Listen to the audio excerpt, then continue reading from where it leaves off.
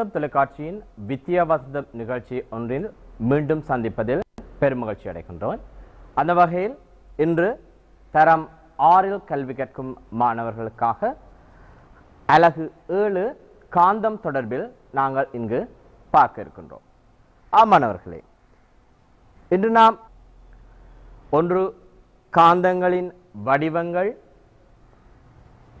2 காந்தங்களின் வலிமைகள், அதேபோல் காந்தத்தின் நடத்தை தொடர்பில் பார்க்க இருக்கின்றோம். மாணவர்களே, காந்தம் எனும் விடயம் தொடர்பில் நீங்கள் தரம் 5 கல்வி கற்கின்ற பொழுது ஒரு சில விடயங்களை அறிந்திருப்பீர்கள். இங்கே தரம் 6 நாம் கற்க இருக்கும் விடயங்களை பார்ப்பதற்கு முன்னராக இங்கே பார்த்தீர்களானால், நீங்கள் தொலைக்காட்சியில் பார்த்து கொண்டிருக்கும் வண்ணமே இவ்விடயத்தை உங்களால் சிந்திக்கக்கூடியதாக இருக்கும். இங்கே நீர் கொண்ட கண்ணாடி குவளையினுள் போடப்பட்டிருக்கும் பேப்பர் கிளிப், அதாவது கடதாசி பின் ஒன்று உள்ளே போடப்பட்டிருக்கின்றது. அதனை முகவையினுள் கையினை இட்டோ அல்லது ஏனைய பொருட்களை கொண்டோ எவ்வித உதவியுமின்றி வெளியில் இருந்தவாறே நாங்கள் மேலே எடுக்க வேண்டும். அதற்காக முயற்சிக்கின்ற போது மேற்கொள்கின்ற ஒரு நடவடிக்கை காட்டப்பட்டிருக்கின்றது. இங்கே பார்த்தீர்களானால் மாணவர்களே, முகவையின் வெளிப்பக்கமாக ஏதோ ஒரு பொருள் வைக்கப்பட்டு அடியில் காணப்பட்ட இது எவ்வாறு சாத்தியமானது? இங்கே வெளியிலே வைக்கப்பட்டிருக்கின்ற பொருள் யாது என்பதை நாங்கள் இங்கே பார்க்க இருக்கின்றோம். இவ்விடயம் தெளிவாக நாங்கள் அறிந்து கொள்வோமானால் காந்தம் தொடர்பிலான எண்ணக்கரு எங்களுக்கு மிகவும் இலகுவாக விளங்கும். இங்கே பார்த்தீர்களானால் மாணவர்களே, இவ்விடயத்தை நாங்கள் சிந்தித்துக் கொண்டிருக்கும் வேளையில் உங்களுக்காக ஒரு வீடியோ கிளிப் ஒன்று காட்டப்படுகின்றது. அதை தெளிவாக பாருங்கள். ஒரு சிறு பையன் தான் ஒரு விடயத்தை இங்கே விளையாட ஆரம்பிக்கின்றார். அவருக்கு கொடுக்கப்படுகின்ற பேப்பர் கிளிப்னை தனது கைகளினால் மொத்தமாக எடுக்க ட்ரை பண்ணுகின்றார், முயற்சிக்கின்றார். இருந்தும் அவரால் முடியவில்லை. ஆனால் அங்கே பார்த்தால் தெரியும், அவர் மிகவும் மகிழ்ச்சியான முறையிலே ஒரு விதமாக ஒரு பொருளை பயன்படுத்தி அங்கே தூக்குகின்றார். ஒரு பொருளை வைத்துக்கொண்டு அங்கே இருக்கும் கடதாசி பின் பேப்பர் கிளிப்களை முற்றாக தூக்குகின்றார். அதே போல் அதே விடயத்தை ஒரு புத்தகத்தின் மேலாக வைத்துக்கொண்டு அதனை முயற்சிக்கின்றார். அப்பொழுதும் அது சாத்தியமாகின்றது. இது எவ்வாறு நடைபெற்றது? இதற்கு காரணம் என்ன? இங்கேதான் மாணவர்களே, நாங்கள் பயன்படுத்திய விடயம் என்னவென்று பார்த்தீர்களானால், அங்கே வைக்கப்பட்டிருக்கின்ற பொருள் காந்தம். அதே போல் அம்மாணவனினால் பயன்படுத்தப்பட்ட பொருளும் காந்தம். ஆகவே காந்தம் என்றால் என்ன? இது எதனை கவரக்கூடியதாக இருக்கின்றது என்பதை நாங்கள் அடுத்ததாக பார்க்க இருக்கின்றோம். இங்கே பார்த்தீர்களான் மாணவர்களே, இங்கே உங்கள் பாட புத்தகத்தில் காட்டப்பட்டிருக்கின்ற ஒரு செயற்பாடு, அதாவது அலகு 7 7.1 என குறிக்கப்படுகின்ற செயற்பாடு தொடர்பில் நாங்கள் இங்கே பார்க்க இருக்கின்றோம். இங்கே பார்த்தீர்களானால், இந்த தேவையான பொருட்களாக இங்கே காட்டப்பட்டிருக்கின்றது இரும்பாணி, பித்தளை ஆணி, செப்பு கம்பி, அலுமினிய துண்டு, மரத்துண்டு, கடதாசி என்பன. இந்த பரிசோதனையை நீங்கள் அழகாக செய்கின்ற பொழுது உங்களால் மிகவும் இலகுவாக அடையாளப்படுத்தக்கூடியதாக இருக்கும். காந்தம் என்பது எதனை கவரக்கூடியதாக இருக்கின்றது? இந்த காந்த சக்தி, இந்த காந்த வலிமை என்பது எப்பொருளை பயன்படுத்தி உருவாக்கப்படுகின்றது என்பதை நீங்கள் உணரக்கூடியதாக இருக்கும். இதை நாங்கள் எவ்வாறு செய்வது என்பதை பார்ப்போம். அதாவது மேலே காட்டப்பட்டிருக்கின்ற இப்பொருட்களை காந்தத்தை கொண்டு நீங்கள் தனித்தனியே அருகருகே கொண்டு செல்கின்ற பொழுது காந்தம் நோக்கியதாக எப்பொருள் கவரப்படுகின்றதோ அப்பொருள் காந்தத்தினால் கவரக்கூடிய ஒரு பதார்த்தம் அல்லது அது ஆக்கப்பட்டிருக்கின்ற திரவியம் காந்தத்தினால் கவரக்கூடியது என்பதை நாங்கள் உறுதி செய்ய முடியும். இப்பரிசோதனையை நாங்கள் செய்வதற்கான ஒரு வீடியோ காட்டப்படுகின்றது. நீங்கள் இதை பார்த்தீர்களானால் உங்களால் அவதானிக்கக்கூடிய எவ்வாறு இதனை நாங்கள் மேற்கொள்வது என்பது.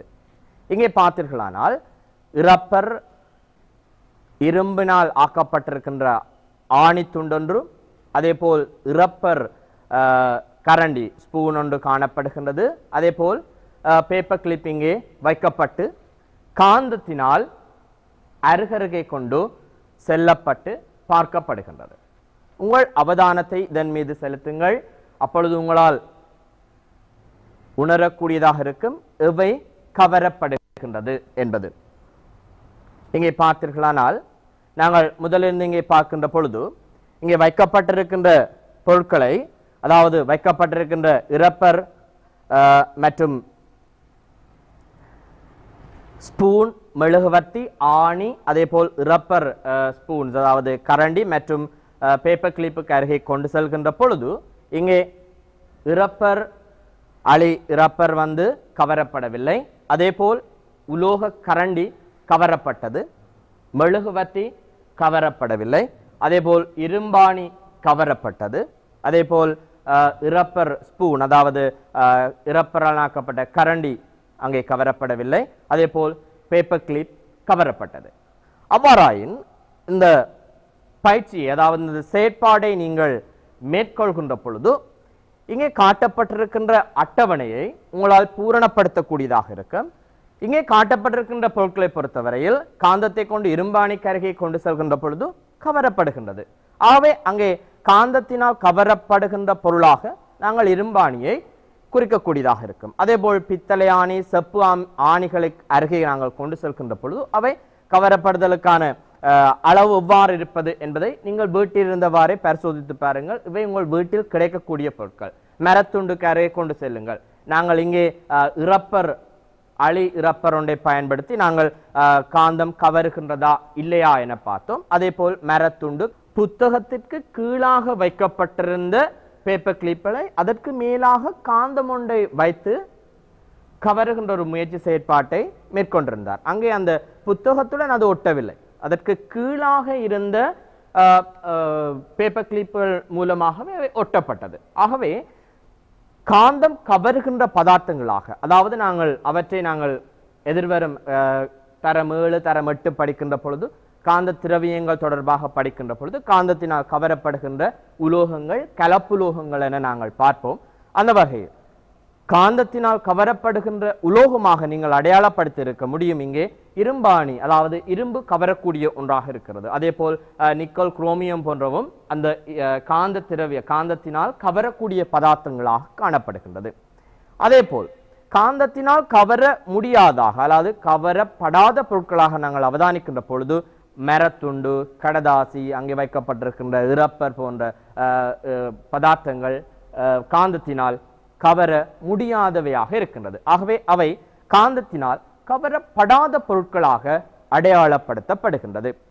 மாணவர்களே, நாங்கள் இதை பரிசோதனை அல்லது அந்த செயற்பாட்டை நீங்கள் மேற்கொள்வதன் மூலம் உங்களால் அறிந்து கொள்ள முடியும் எங்கள் அன்றாட வாழ்க்கையில் சந்தர்ப்பங்களில் நாங்கள் காந்தத்தை பயன்படுத்தி ஒரு வேலையை மேற்கொள்ள முடியும். காந்தத்தை பயன்படுத்தி எப்பொருளை எங்களால் கவரக்கூடியதாக செயற்பாடுகளை மேற்கொள்ள முடியும் என உங்களால் இங்கே ஒரு தீர்மானம் மேற்கொள்ளக்கூடியதாக இருக்கும். அந்த வகையில் எங்கள் அன்றாட வாழ்விலே நாங்கள் காந்தத்தை சந்தர்ப்பங்களில் பயன்படுத்துகின்றோம்.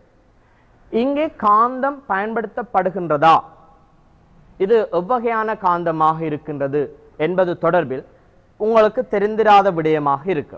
இங்கே பார்த்தீர்களானால் நாங்கள் அன்றாட வாழ்விலே சாதாரணமாக பயன்படுத்துகின்ற பொருட்கள் இங்கே காட்டப்பட்டிருக்கின்றது. அதாவது சதுரங்க பலகை, செஸ் போர்டு என்று சொல்லப்படுகின்ற சதுரங்க பலகை, மின் மோட்டார், மோட்டார் அமைப்பு, அதே போல் பென்சில் பாக்ஸ்.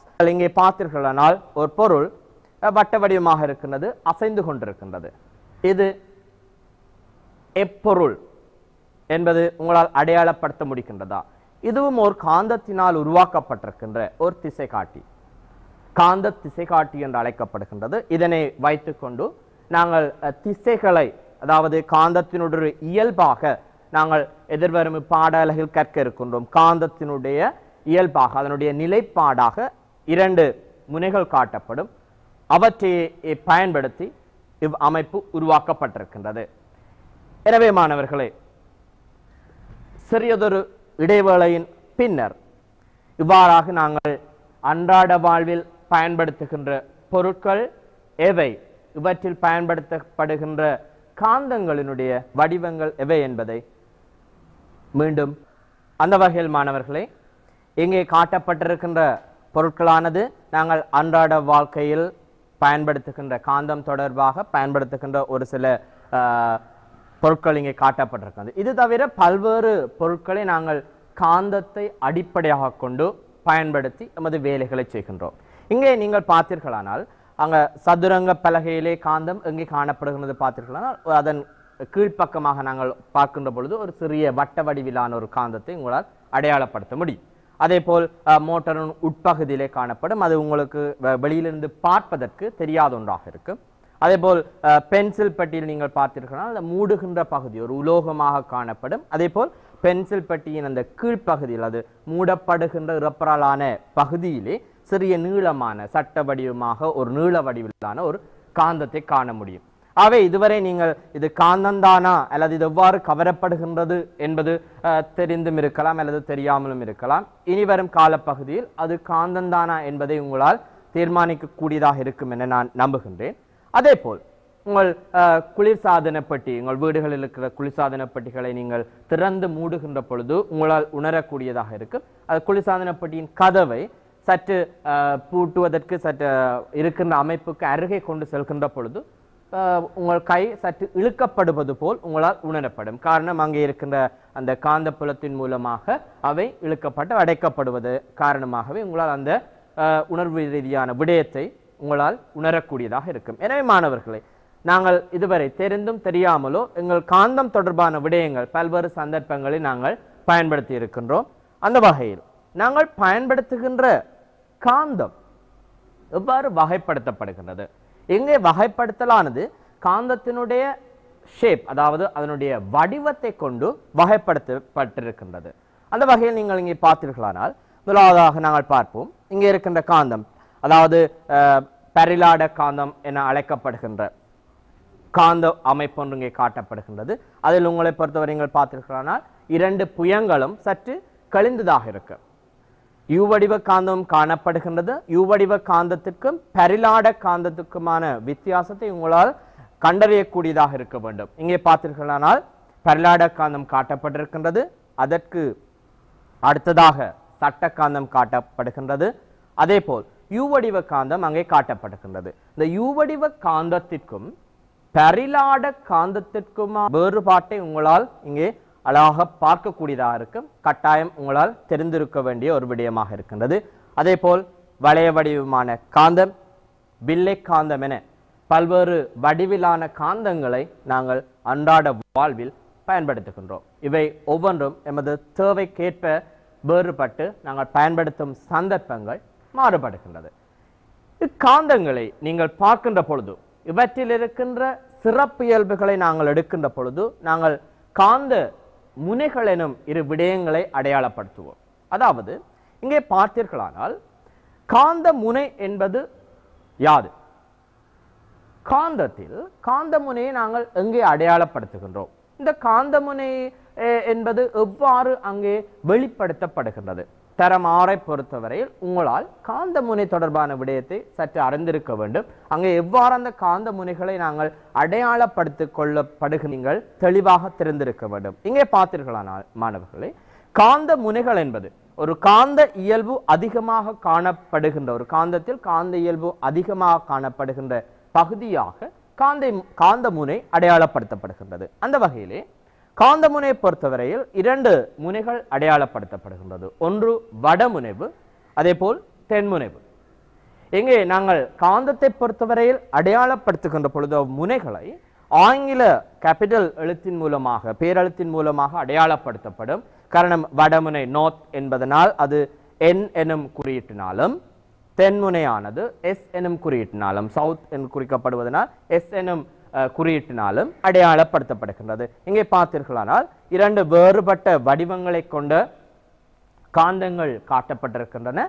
அவற்றிலே இரண்டு வேறுபட்ட வர்ணங்களும் அங்கே காட்டப்பட்டிருக்கிறது. நீங்க பார்த்தீர்களானால் அங்கே என்னென்ன குறிக்கப்பட்டது சிவப்பு நிறமாக உங்களால் தெளிவுபடுத்தக்கூடிய ஒரு வர்ணமாக இருக்கும், சிவப்பு நிறமாக காட்டப்படுகின்றது. அதே போல் எஸ் என்பது நீல நிறமாக காட்டப்படுகின்றது. ஒரு சில காந்தங்களில் ஆஷ் அதாவது சற்று கருப்பு கலந்த கலராகவும் காட்டப்படும். ஆனால் நாங்கள் பூரணமாக காட்டப்படுகின்ற பொழுது நீலம் மற்றும் சிவப்பு வர்ணங்களை பயன்படுத்தி காட்டப்பட்டிருக்கும். அதை பயன்படுத்தி உங்களால் அடையாளம் காணக்கூடியதா இருக்கும் காந்தத்தினுடைய முனைகளை.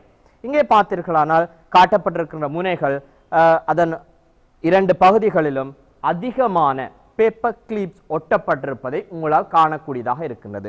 காரணம் அதன் பகுதிகளிலே காந்தப்புல செறிவுகள் அதிகம் காணப்படுவதனால் ஆகும். இவ்வாறாக மாணவர்களே ஒவ்வொரு வடிவ காந்தங்களிலும் அவற்றின் முனைகள் வடமுனைவு தென்முனைவு எனும் முனைகள் ஒவ்வொரு பகுதியாக அடையாளப்படுத்தக்கூடியதாக அமைகின்றது. மாணவர்களே காந்த முனைகளை எவ்வாறு இனம் காண்பது என்பது இது தொடர்பிலே நாங்கள் இரண்டு செயற்பாடுகளை பார்க்க இருக்கின்றோம். காந்த முனைகளை எவ்வாறு அடையாளம் காண்பது, உங்களிடத்திலே அல்லது நீங்கள் ஒரு வீட்டில் கண்டெடுக்கின்ற ஒரு காந்தத்தை அதில் எவ்விதமான ஒரு அடையாளமும் இல்லை, அது என் அல்லது எஸ் எந்தவித அடையாளமும் அங்கு குறிக்கப்படவில்லை. அதை நாங்கள் எவ்வாறு கண்டுபிடிப்பது, அதில் நாங்கள் எவ்வித கலர் அதாவது ப்ளூ ரெட் எதுவுமே அங்கு மார்க் பண்ணப்படவில்லை என்றால் அதை எவ்வாறு நாங்கள் கண்டறிவது, காந்தத்தின் முனையை நாங்கள் எவ்வாறு இலகுவாக கண்டறிவதற்காக இரண்டு செயற்பாடுகள் இங்கே காட்டப்படுகின்றது. முதலாவது செயற்பாடை நீங்கள் பார்த்தீர்களானால் சட்ட வடிவிலான ஒரு காந்தம் எடுக்கப்பட்டு மேலே காட்டப்பட்டவாறு ஸ்டாண்ட் அதாவது ஒரு ஸ்டாண்ட் ஒன்றில் நிறுத்தப்பட்டு காந்தமானது தொங்க விடப்பட்டுள்ளது. அது சுயாதீனமாக அக்காந்தம் அந்த சட்ட காந்தமானது தொங்க விட்டு காணப்படுகின்றது. இதில் நீங்கள் மிகவும் தெளிவடைய வேண்டும். காந்தத்தை நாங்கள் பார்க்கின்ற பொழுது அது சுயாதீனமாக தொங்குகின்ற பொழுது அக்காந்தமானது ஒரு கட்டத்தில் ஓய்வு நிலையை அடைகின்ற பொழுது இரண்டு திசைகளை புவியினுடைய ஜியோமேக்னிசம் என்று சொல்லப்படுகின்ற புவி காந்தம் காணப்படுகின்ற திசைக்கமைய அக்காந்த புலமானது இரு திசைகளை வெளிக்காட்டியதாக ஓய்வுக்கு வரும். அங்கு ஓய்வுக்கு வருகின்ற பொழுது அக்காந்தமானது புவியினுடைய வடதிசை பகுதியை நோக்கி நிற்கின்ற காந்தத்தின் முனையானது வடமுனையாகவும் அதே போல் தென்முனையை காட்டி நிற்கின்ற பகுதியானது தென்முனையாகவும் தென் திசையை காட்டி நிற்கின்ற முனையானது தென்முனையாகவும் அடையாளப்படுத்தப்படுகின்றது. எனவே மாணவர்களே நீங்கள் கண்டெடுக்கின்ற ஒரு காந்தமாக நீங்கள் அடையாளப்படுத்துவதில் முனைகள் குறிக்கப்படாத விடத்து உங்களால் மிகவும் இலகுவாக இவ்வாறான ஒரு செயல்முறையை மேற்கொண்டு அது நீங்கள் வடமுனைவு தென்முனைவு எனும் இரு முனைகளையும் இலகுவாக அடையாளம் காணக்கூடியதாக இருக்கும். அதே போல் இப்பரிசோதனையை நீங்கள் செய்வதற்கு இவ்வாறான ஒரு அமைப்பு உங்களிடத்தில் கிடைக்காத விடத்து நாங்கள் அடுத்ததாக செயற்பாடு 7.3 காட்டப்பட்டது போன்று செயற்பாடு 7.4 பாட புத்தகத்தில் காட்டப்பட்டிருக்கின்ற இந்த செயற்பாட்டின் மூலமாகவும் உங்களால் காந்தத்தினுடைய முனையை கண்டறிய முடியும். அதை எவ்வாறு மேற்கொள்வது கொண்ட முகவை அமைப்பொண்டு பயன்படுத்தப்பட்டு காந்தத்தினுடைய முனை கண்டறியப்படுகின்றது. ஆனால் இங்கே நாங்கள் தெளிவாக உணரக்கூடியதாக இருக்க வேண்டும். காந்தத்தினுடைய முனையை நாங்கள் கண்டறிய வேண்டுமானால் அக்காந்தமானது சுயாதீனமான ஒரு நிலையை அடைய வேண்டும். நாங்கள் நீர்கொண்ட முகவையை பயன்படுத்துகின்ற பொழுது காந்தத்தை சுயாதீனமாக இயங்கச் செய்வதானால் நீர்கொண்ட முகவையின் பகுதியில் நீரின் மேலாக காந்தம் மிதத்தல் செயற்பாட்டை மேற்கொள்ள வேண்டும், அதாவது மிதந்தவாறு காணப்பட வேண்டும். அதற்காக நாங்கள் இங்கே பயன்படுத்துகின்ற உத்தியாக ரெஜிவோம் துண்டுகள் பயன்படுத்தப்படுகின்றது. இலகுவாக கிடைக்கக்கூடிய ஒரு ரெஜிவோம் துண்டை எடுத்து அந்த காந்தம் அசைந்து கீழே விழாத வகையில் காந்தத்தின் பருமனுக்கு ஏற்ற வகையில் நீங்கள் ஒரு சிறிய துண்டொன்றை வெட்டி அகற்றிய பின்னர் அல்லது வெட்டிய பின்னர் காந்தத்தை அதன் பகுதியில் அமுழ்த்தி சுயாதீனமாக நீங்கள் நீரில் மிதக்க விடுகின்ற பொழுது அக்காந்தமானது குறிப்பிட்ட நேர இடைவேளையின் பின்னர் அல்லது குறிப்பிட்ட நேரத்தின் பின்னர் ஒரு திசை நோக்கி ஓய்வடையும். நீங்கள் முன்னே செய்த பரிசோதனை போன்றே இங்கேயும் அதே நிலைமைதான் ஏற்பட போகின்றது. எவ்வாறானாயின் இங்கே சுயாதீனமாக அக்காந்தம் காட்டிய திசையாக நீங்கள் வட திசையையும் தென் திசையையும் கொண்டு முனை நீங்கள் நிரூபித்தீர்கள். அதே போன்று இங்கேயும் உங்களால் நிரூபிக்கக்கூடியதாக இருக்கும் வட திசையை காட்டுகின்ற அல்லது தென் திசையை காட்டுகின்ற பகுதிகளாக காந்தத்தினுடைய வடமுனை மற்றும் தென்முனை பகுதிகள் அடையாளப்படுத்தப்படுகின்றன.